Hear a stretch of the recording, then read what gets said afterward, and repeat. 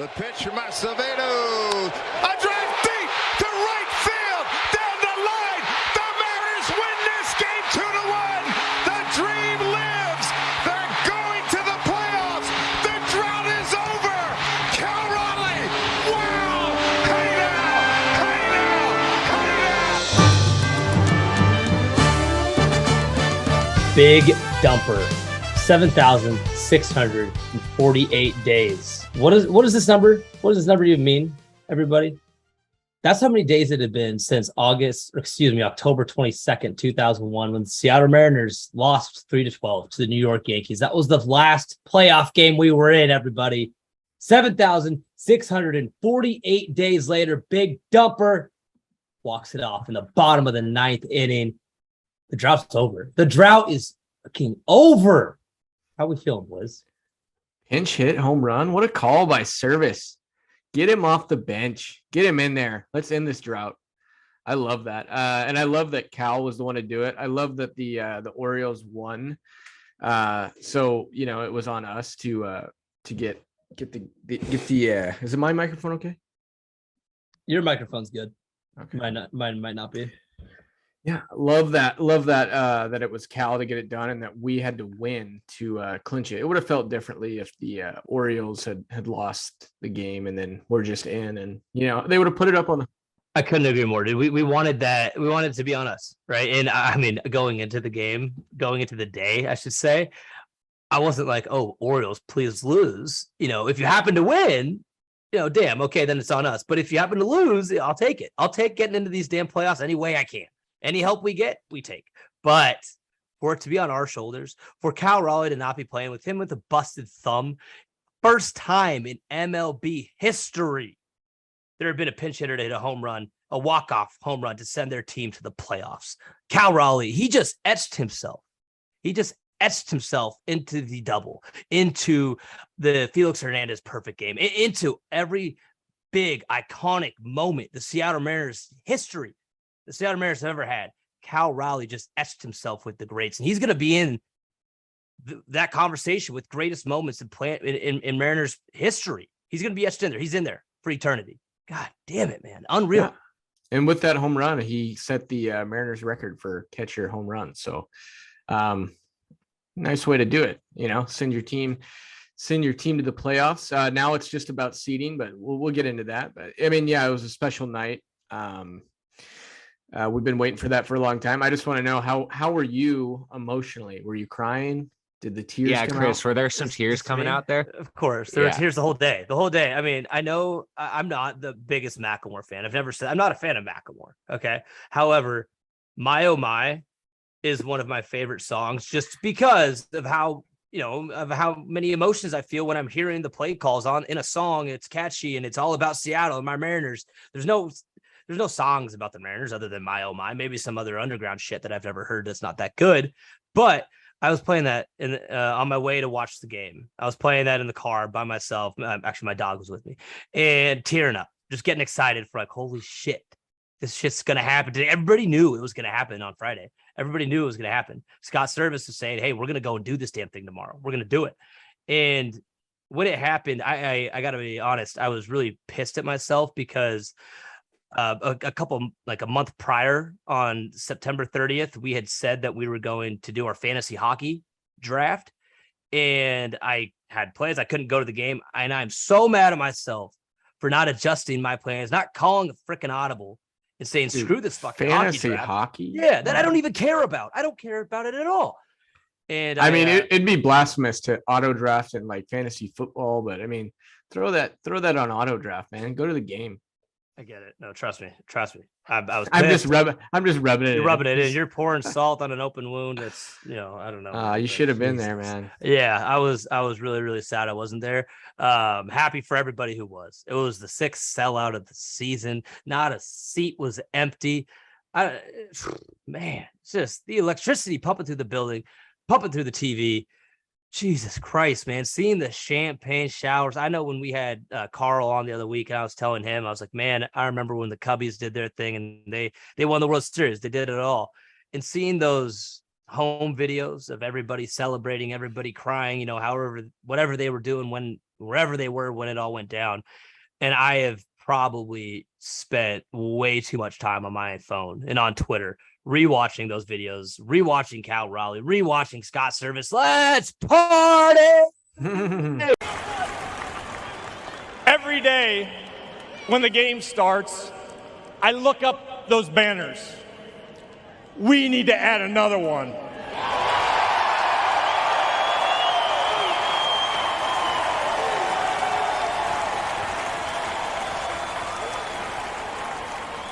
Yes, we've ended the drought. This team's just starting.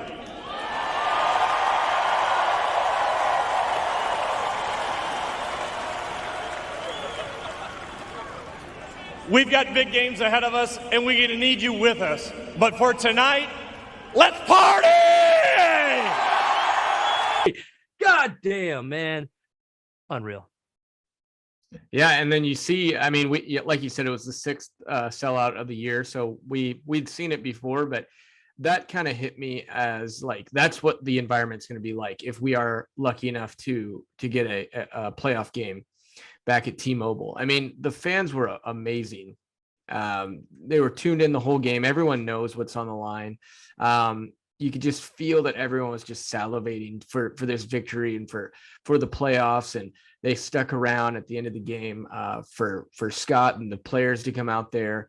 And they had to stick around for a little bit. I mean, the players went back and they partied and they were in there, spraying champagne and, what was it? 20, 30 minutes, maybe a little longer, but the fans stuck around. And then, it was almost like at a concert when the band goes off and then they come back and give you an encore.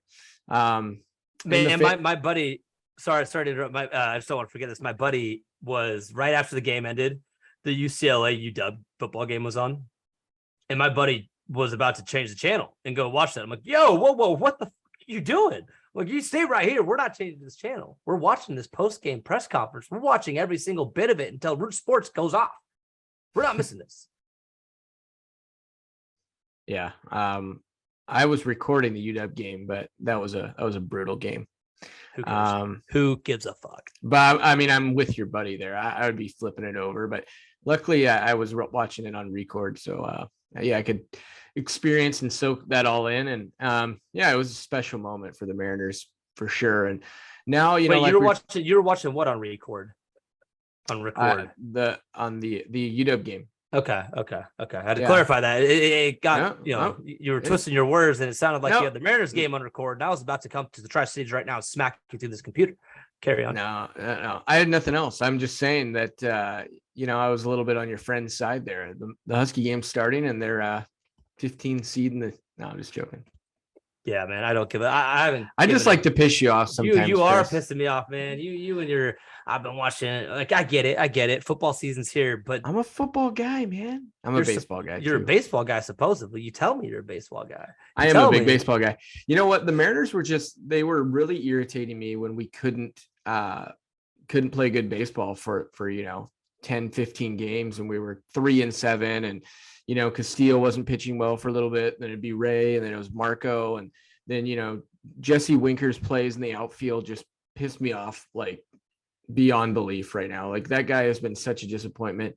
And you know what, Jesse, if you're good next year, I will eat my words, but he has been horrible. And watching him play the outfield, watching Marco, who's been struggling, give up a bunch of runs. Like, I knew that we were going to get in. I was more like, you know what? Football's on. I'm going to enjoy this Sunday. I'm not going to watch the Mariners lose to the Athletics. You're saying that like you knew going in that they were going to lose this game. Yeah, not today. I guess I was talking about today with the Athletics, but prior Sundays, they're playing God knows who, but just it wasn't a good vibe. You thought they were going to lose. And the Seahawks were playing Russell Wilson the first week. I wanted to be there for that. Actually, that was on Monday. Yeah, it was on Monday. Yeah. We're good. You're just making you're Stanley Yelnats in yourself, man. I'm trying to find out why I wasn't watching. I'm just telling you, I was just irritated with the team. In my mind, there's just no good reason. And especially were you not irritated with the team? Of course, but that's baseball. It's a 162 game season. Yeah. Yes, it's ebbs and flows, highs and lows. It's That's also what's going to happen throughout the course of a season. And all you got to make sure is that you're in the right zone at the right time with the right people who are staying healthy. And that's what we're doing. Julio Rodriguez probably almost guaranteed to be back tomorrow. Okay. We haven't had Julio for 10 days now. Okay. And Luis Castillo, he's been looking great as of late. Robbie Ray, hiccup today. Get that bad shit out of your system, please. But where I'm going with this is, man, of course there's going to be highs and lows throughout the course of this 162 game season. It's baseball. That's what happens. That's what happens. And if you're going to go in and you're going to sit there and be like, man, I'm pissed at these guys. The last 10 games, they've been 5-5. They're not getting any fucking runs. The pitching's been ass. Whatever. Chris, They'll figure it out. I'm watching Red Zone over the Mariners playing the Detroit Tigers when they're playing shitty. That's the difference between me and you. Yeah, that's fine. Also, baseball is really easy to follow on your phone. So, I mean, you can't say the same about the Seahawks or, football for that matter. Like, I have to watch the Seahawks. I wait all week for those games. And throughout the week, I'm watching the Mariners. But when the Seahawks are on, that's their day. And I'm following the Mariners on my phone. And Seahawks and Mariners did not play at the same time today. Huh? They did not play at the same time today. Well, you could have watched the Seahawks game. I was saying I was watching Red Zone too. Okay. I'm just trying to poke holes in your little, cover up here. It's not a cover up. I came out and said it. All right. Well. Anyways, man, where I was going, it's a long season. The boys are gonna. Hey, screw it. Drought's over. Over. The boys are going to get in the right headspace. The Luis Castillo, who obviously we just locked up last week, he looked great, or whenever it was, a week ago, 2 weeks ago. I don't really care. It's irrelevant. Dude, it's just incredible. It's incredible. Like everybody's just Mariners Twitter space is going off.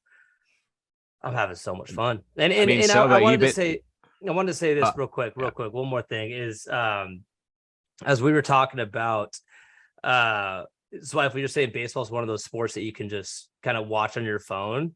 Sure, for your average fan, but for somebody who I'm going to put you in the bucket as myself, who's not an average fan and is above average, well above average, we're watching those games and staying close intent. I've had a buddy talking the other day, maybe about 5 days ago. It was the game. No, it was the game. The Thursday night. It was on Wednesday. The day before the Thursday night game, and he's talking all this shit about Kelenic and how, like, why did we bring him back up? Why? Like, I've just been he's watching the game on his phone, following through the Game Time app, and I'm like, Kelenic has smacked the ball twice hard tonight. He lined out, it didn't work out, but the swing, the approach, everything was looking better, and that's that shit you can't get when you're watching on Game Time. You can't understand the improvements somebody is making. And then I'm having a conversation with this buddy. I won't say his name, but he's just saying the stupidest shit. I'm like, everything you're saying is wrong right now because Kelenic isn't chasing those sliders anymore. Kelenic's getting the bat on the ball. He's barreling it up. They're just going right to somebody. Next game, Thursday night, Jared Kelenic goes yard 2 times. I mean, you just don't, if you're just following the game on Game Time. Okay, but what are you saying about Jared Kelenic?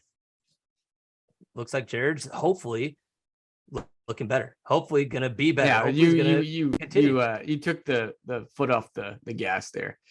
It's positive stuff. It's positive stuff that we're seeing, that if you're just gonna go off of what you see on your updates, you're not gonna have an in-depth perspective. No, and I totally get that. And that's a good point. Like, you need to tune in for every at bat and see the adjustments, even from one at bat to the next, and certainly from game to game. I'm not ready to say Kelenic has arrived. I think that he's been really, really good though. And I think that, with what we were putting out there with Julio out, and then with Jesse Winker, who we were just talking about, like, just 2 yards today, by the way. I don't care. He's so bad. Hey, so if bad. That guy, you said what you were saying earlier is like, hey, maybe he can turn it around next year. I'll tell you this right now, which I've already probably said on the show already, is that he does one thing in the playoffs, a walk-off homer, an amazing catch in the outfield. I think the homer's much more likely. But either way, point being, if he does anything remotely close to amazing to help us win a game in the playoffs, doesn't matter what he did through the first 162 games of this season. All that's getting swept under the rug and not looked at, out of sight, out of mind. Everybody's unlikely thoughts on him turnaround is what I'm saying. Evan, you had a question? Oh, I was just kind of going to Chris's point about that fans perspective. I mean, I just kind of want to dive deeper into Sobba's because he just out of all our childhood friends, like he's probably been the most passionate Mariners fan, like die hard, like hardcore. And I mean, I just still can't. I mean, I'm still like coming down from cloud nine as far as us being in this position, but I mean, it's just so surreal to see us like popping champagne bottles in the clubhouse. Scott Service smoking a cigar, letting his like guard down. I think I even saw Marco Gonzalez and Adam Frazier doing beer bongs in the clubhouse. Yeah. Like it just, we're not used to this, and it's just so cool to just see that. And so I just kind of want to dive in more into like, I mean, we're fucking here, boys. We started this podcast a year ago. We've been preaching about it every single week about getting to the postseason. We finally did it. I'm just so hyped. So I just kind of wanted to expand more on that. But I feel like, you guys have obviously touched on it a lot, but I'm just so excited. Like, it's the best thing in the world. It's the best feeling in the world, man. It's like what we've been waiting for so fucking long. So long. And we've been having teams that have been so damn close. But this is the team that's done it. This is the team that is just they've gotten themselves the keys to the city. And if they can do any sort of run, I mean, they're going to die. When they die, they will be legends in Seattle.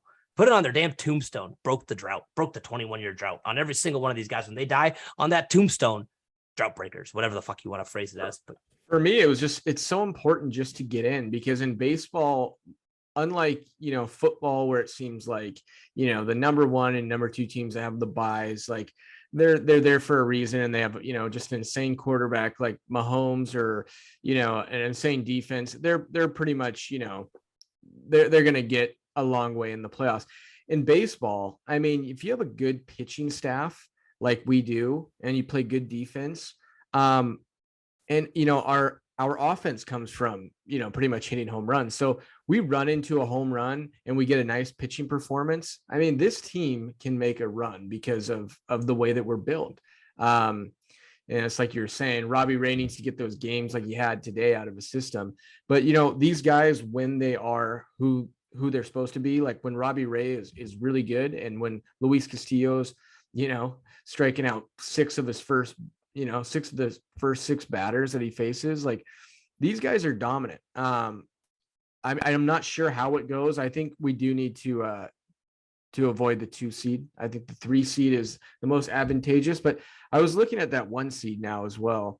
And just from the environment that we created the other night. And I think with momentum as well, it would be nice to just get the 1 seed, even if you're playing a tougher team, but to have that series at home, and also go in with some momentum, playing good baseball. If you get the 3 seed, it means you're losing some games going into the playoffs. And, whether I like that seeding more, which I do, I think momentum's huge in baseball. And I think if we can get some games going and get some good momentum before the playoffs, we have a chance to make a run. And, it's not about just getting in. I mean, no, not at all. Not at all. It's going to feel crappy if we lose the first series. So it's going to feel terrible, but if we go 3-1, I believe they've got to go 1-3, Toronto, correct? Yeah. For us, we have the tiebreaker against them. If we go undefeated, they'd have to split it 2-2. So, I mean, well, they have 3 games left. We've got 4 games. We got a doubleheader on Tuesday against the Tigers, which is a traditional doubleheader. For those of you who don't know what a traditional doubleheader is, that means the first game starts at 3:00. 40 minutes after that ends will be the second game. I believe 1 ticket gets you into both games. So if you have 1 ticket to the Tuesday game, you got 1 ticket to 2 games. Food for thought. But be there, be loud. It's going to be a fun one against the Tigers. Hopefully we go in there and run them. We should. Numbers say we should. Momentum. Hopefully that's going to carry over. Today, I'm going to give us the asterisks today, in today's loss, because emotional, coming off an emotional high. An emotional high, a hungover high, right? All of those put together, it's the 2-day type hangover, right? The first day of that hangover is not that bad. You're still riding momentum. You may still be a little day drunk, right? Whatever. But when day 2 comes around and everything's kind of out of the system, you're back to normal. That's when that tired hits in. That's when it really can really punch you in the face, right? And I think that's what happened today. Guys were tired and exhausted emotionally, physically, and hopefully they'll bounce back tomorrow, get back on that good foot, and really, like you were saying, Zweifel, carry momentum into the end of the season. But it doesn't matter too I think much. we go 3-1. I think we go 3-1 over the last 4. And so it's gonna take a little bit of a meltdown from the Jays to give us that 1 spot.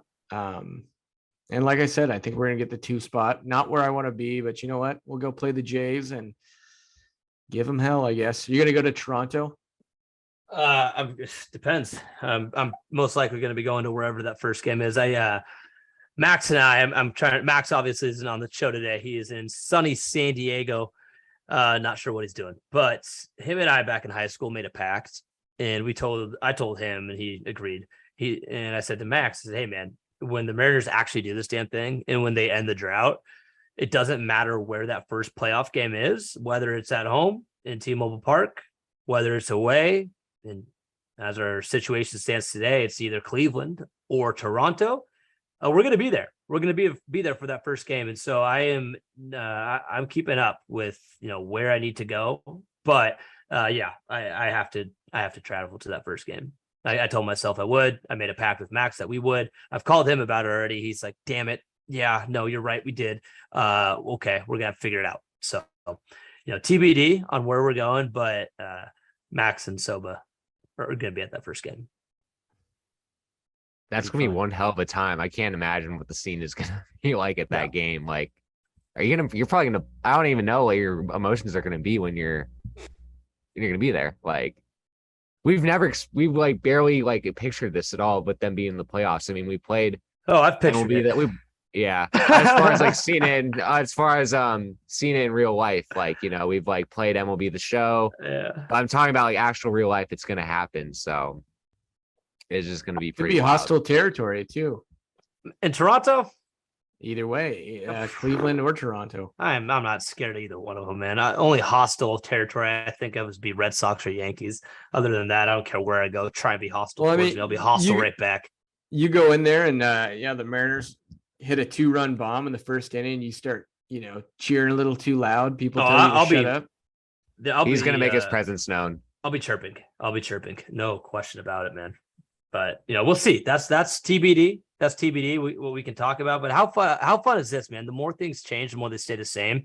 Last year, we were rooting hard for the Orioles. We needed the Orioles' help big time to beat Boston and to send us into the playoffs. That did not happen. They helped us a little bit throughout the last few weeks of the season, but when push came to shove at the last series of the year, they couldn't help us. Baltimore, hey, we're calling on you one more time because you are playing Toronto. We need you to go in and sweep Toronto. All right. You've been in their division. You know them better than most teams in the league. Help your boys in the Pacific Northwest out a little bit. All right. See what you guys can do. Take down, battle the Birds. Go Birds. Battle the Birds. We'll see what happens. Anybody get that? You get that Go Birds reference? I mean, the Blue Jays and Orioles are playing. Yeah, it was some video from like the Eagles were playing some other NFL team, Philadelphia Eagles, and there was this drunk kid just sarcastically "Go Birds" to this lady who was upset with him. No, not ringing it. Was it a Vikings lady? Yes. Yeah, I've seen that. Yes. All right, it's a good video. So Go Birds. That's what I had there. You want me to follow up on that? That's what I have there. Nothing. I've seen the video. I thought it was kind of funny. Yeah. Anyways, we'll see what happens, man. But in other news, kind of some housewarming notes. Justin Hollander, he got promoted to Mariners general manager. That was, I believe, yesterday. And so Jerry DiPoto, president of baseball operations, I think Justin Hollander is widely perceived as somebody who was wanting to get signed by other teams, and we got him locked up. And so I think that's a really good move.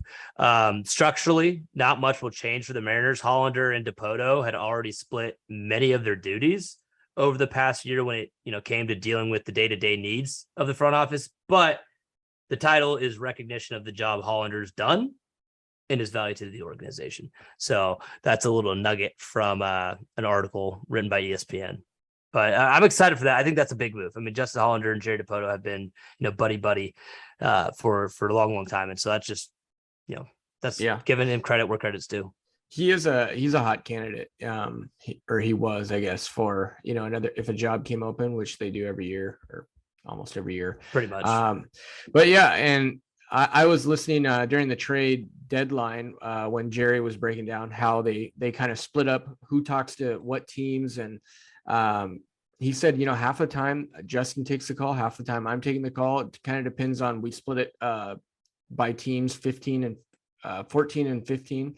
And kind of just who has the better rapport with the team and who left off talking to the team, so they can pick up where they left off. So they both have a big hand in this thing. And so it's like you said, it's just kind of a recognition to him that we want to keep him around, and he's already kind of pretty much half of Jerry. So, and on another note, more housewarming notes, although Robbie Ray looked like shit today, he did become the second fastest pitcher in MLB history to reach 1,500 strikeouts. He is behind Yu Darvish, who it was the quickest, but Robbie Ray is second quickest.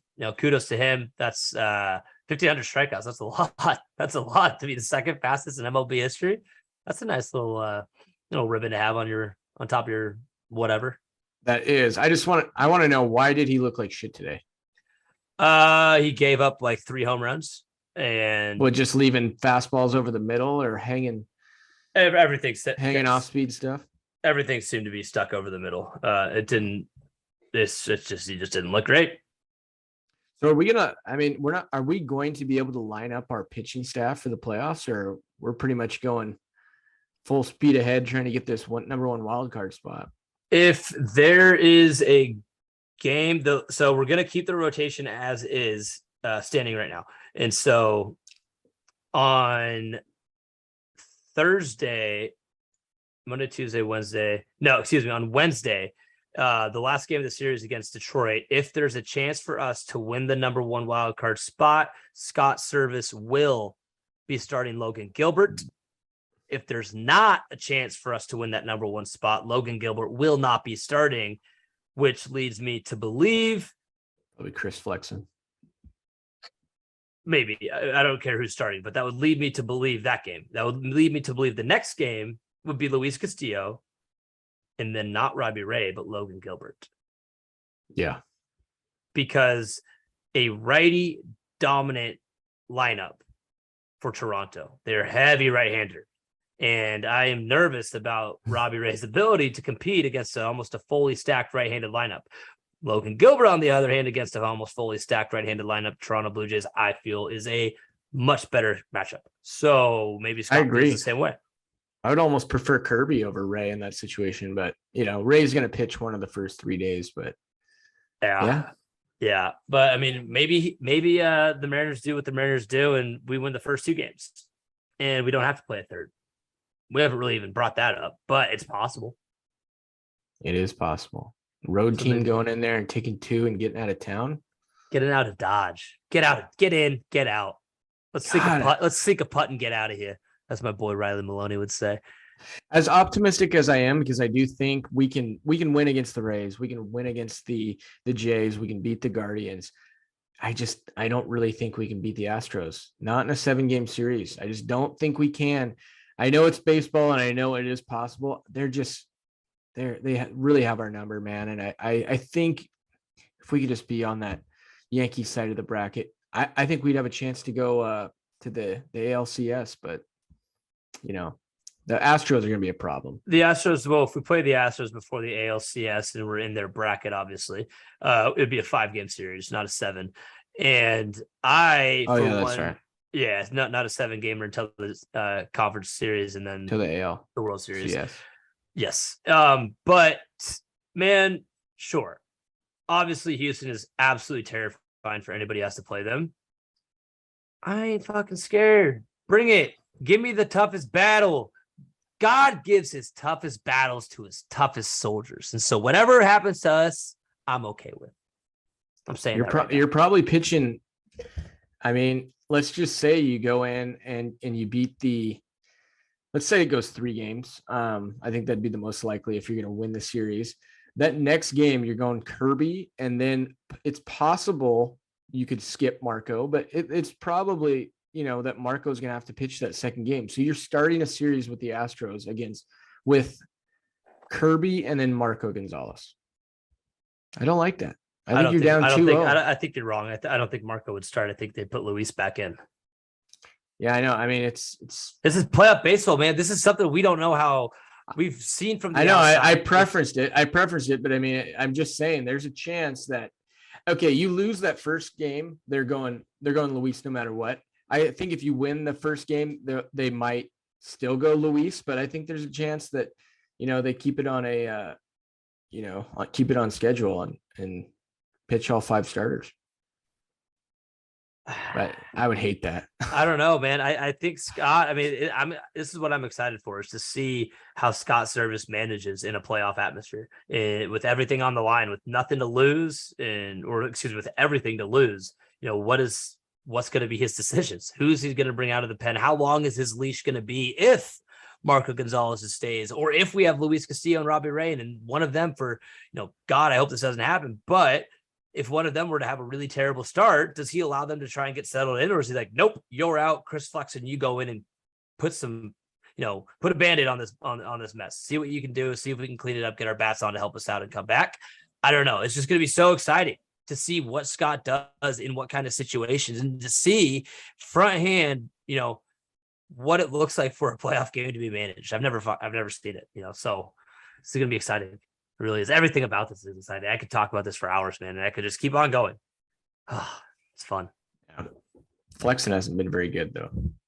Flexen hasn't had that many opportunities either. It's tough to be consistent when you're not pitching. Yeah, I know. I think that I know he can go to the bullpen probably more easily than Marco can, but I think that was one of the only things that of this season that I didn't like about Scott's decision making, is putting Flexen in the bullpen and keeping Marco in there. I think that Flexen was better up to that point, and I think that instead of getting, you kind of ruined 2 pieces, because you left Marco in there, which is kind of ruining him, and then you ruined Flexen. You could have just said, well, Marco, you're ruined anyways. Maybe you can't go to the bullpen, but we're going to keep Flexen in this starting rotation because he's been good. I'm going to go with this is my response. Butterfly effect. We made the playoffs. We ended the drought. If anything else were to change throughout the season, maybe that domino effect changes everything else, and maybe we're not in the playoffs. But since everything happened the way that has happened thus far, everything Scott has done is the right move. That's my thought process on it, because we're in the playoffs. The drought has ended. So it got whatever he's done throughout the course of these 100, almost 62 games now, has been the right decision, because we ended the fucking drought. And that's, I think we would have just clinched earlier. Maybe not. Maybe we wouldn't have made the playoffs. Maybe we wouldn't have made the playoffs. I'm not saying that that's what would have happened. But butterfly effect. You never know. Yeah. Okay.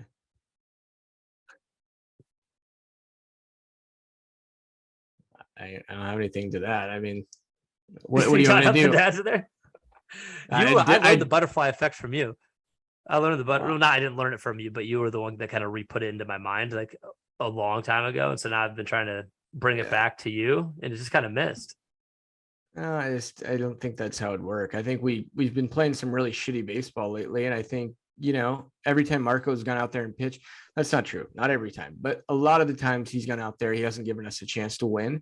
And I think, when we moved Flex into the bullpen, we took him out of his, groove. And so then you have 2 pieces that aren't doing anything for you. And when it was up for debate of who was going to go to the bullpen, I understood why it was Flexen, because Marco's stuff just doesn't work coming out of the bullpen, but it also doesn't work in the starting rotation, in my opinion, or it doesn't work as well as Flexen. I know Marco's had some, some nice starts, but Flexen for a while there was just Mr. Consistency. I mean, especially early on in the year when Ray didn't have it going, and we needed a guy to go out there and take the ball every day and give us a chance to win. It was Flexen for a long time in the season. So I don't know. I think that he's kind of been ruined a little bit. He's just not the same guy coming out of the bullpen. Yeah, well, we'll see. We'll see what happens. Maybe he does a lights out performance and makes you eat those words. But I mean, other than that, man, I mean, what else do we got to cover? I mean, you want to talk about what do you think is going to happen? Do you think that we're going to get that second wild card spot? Do you think that that's pretty much exactly where we're going to end? Zweifel? Oh, sorry. Go ahead. You say Evan? Evan, you go. No, I thought you said Evan. No, sure, no. Go ahead. Sure, Evan. No, Evan. You were ready. Let's go. I was just saying. I think, from my standpoint, I think I want us to get that 6th seed. Just like we've been talking about. It's just something about playing in that Astros park that just has an eerie feeling. I just feel like we always tend to crumble in that situation, unfortunately. And I just don't know whether it's the short portion left field or whatnot, but you saw us compete against the Yankees earlier this year, and we just went toe to toe with them. It would suck to not really, because if we get the 6th seed, right, we wouldn't have any home games, right, for the wild card. Unless we get the 1 seed, we don't have home games until the ALDS. But I feel like we thrive on the road too. Like we somehow like kind of come together as a unit. So I could see us going into Cleveland and us winning that series and then going to, New York. And they're led by Aaron Judge. But other than that, they really haven't really showed me that much of like what of them being a championship caliber squad. Even their pitching hasn't really been as consistent. So I'm rooting for us to get that 6th wild card spot, but it's going to be tough though with the Tigers at home. I just feel like you saw us when we played them in Detroit last time, we kind of mashed them up pretty well. And so we'll see what happens, but I agree with what Zweifel was saying earlier, man. Like now with the point of the season where we're at, the last series of the year, if we were to get the 6th seed, we're losing 2 or 3 of these last 4 games, and then momentum isn't there anymore, right? It's tough to at least make the momentum or to but you'll have some off days too to kind of get resettled in and regroup. You'll have one off day. One off day? Yeah. You'll be off on Thursday. You'll have a flight to think about it. You'll leave Seattle. I think Service can whip up the boys, in good shape and get him hyped up. I mean, you saw him let his guard down earlier.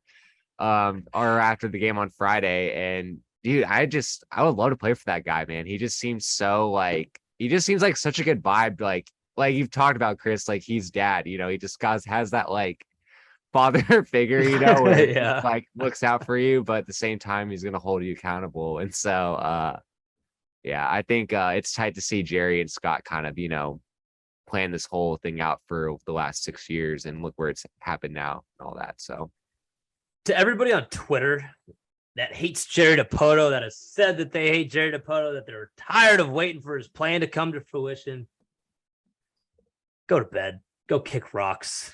Get out of here. Get out of Dodge. I don't want to hear from you. I don't want to see you. I don't want to talk to you. I don't want none of it, because Jerry Dipoto is God, for all I can say. He has broken this miserable. I don't even know if miserable is a word, but he's broken the damn drought. He's done the damn thing. And I believe that we're going to do something. I believe that we're going to do something in these playoffs. I really do, man. This is a team they're just built to be chaotic. And that's what we've been doing all year. And for us to, in the fashion that we did, to break the drought on that Friday night, absolute insanity, man. Absolute insanity. And I just couldn't have happened any better way. I don't know if I'm ever gonna get over this, and I don't know if I'm gonna stop watching those videos or that one video of Cal Raleigh. And thank God the announcer cams are back with Dave Sims and Goldie, and seeing them in the booth as they're making the call. Seeing Bill Kruger, he was over Dave Sims' shoulder when he was calling it. Yeah, and I couldn't really tell if Bill was happy or shit, I got to go to the broadcast booth and get ready for the postgame now. Or like, whatever. But it was just really funny, and I love those views. And Mariners are doing a killer job with keeping the fans entertained and whatnot, and keeping just opening more avenues for us to get some insight onto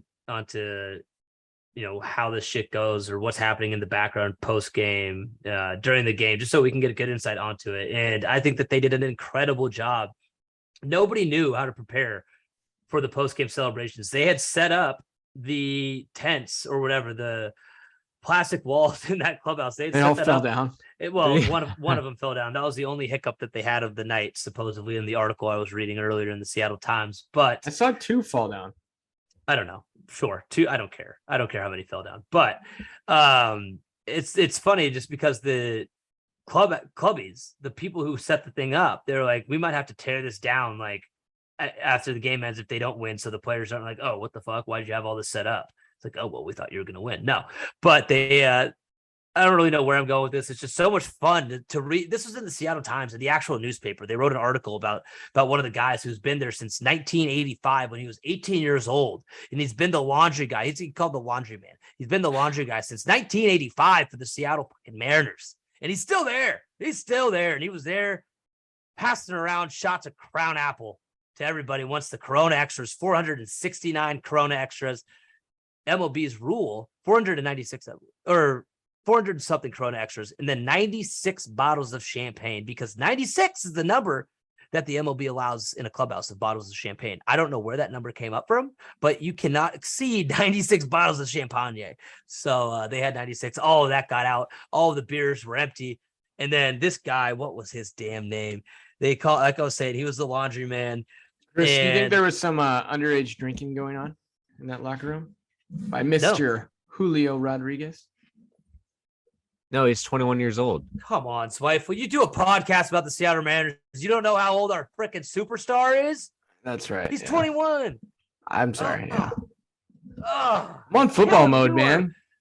Dude, did you and Max Schwalbe, I swear to God, you two switched bodies. You Freaky Friday'd all over us because you don't know anything. You don't know anything anymore, and he knows everything. I'm like, what the fuck's going on, man? You guys are killing me. I'm fantasy footballing, man. Yeah, what's your record in fantasy football? I'm 2-2 now. Wow, and it's not even paying off for you. Hey, you're an even 500 competitive league, man. Competitive league. You are sorry. You are sorry, man. You need. I wish to God you didn't like football right now so much. I just need to get back in the groove a bit. This kind of knocked me back into shape. I was just really not liking how things were going, and I think I was just covering my eyes in case. And I didn't think anything would happen, but I was like, if this goes down, if we burn this season down, I don't know if I want to be here to watch it. The more you talk, the more I think you're Max Schwalbe. I can't get this out of my head. That's like what you just said was the pessimism that Max Schwalbe lives by. I don't think anything's going to happen good. Like all this bullshit, man. That's what you're spitting at me right now. It's ridiculous. It's ridiculous. All right, Mariners fans. Yeah. Let's wrap it up. Hey, hell of a week. From Zweifel's opinion, he thought the shit was hitting the fire. From my opinion, I knew we weren't going to go down without a fight, and we stayed in it. We've got 4 games left. Anything is possible. We can still get that first wild card spot. Baltimore, Ryan Mountcastle, I was rooting for you hard last year. I'm rooting for you harder this year because I want to see my boys play at home. I will come to wherever we need to be. I'll be there. But I'd rather be at home and save some dollars because I need to. And this is exciting. This is exciting. In 5 days from when you're listening to this, the Seattle fucking Mariners are going to be playing in a playoff game. It's going to be 0. The records are going to be 0-0. Everybody's averages are going to be 0-0. Everybody's home run count, 0. RBI count, 0. Everything is starting over, and we're going to be there. We're in it, ladies and gentlemen. Strap in your seats. Get the seatbelts on. Let's enjoy this damn ride. Go Mariners.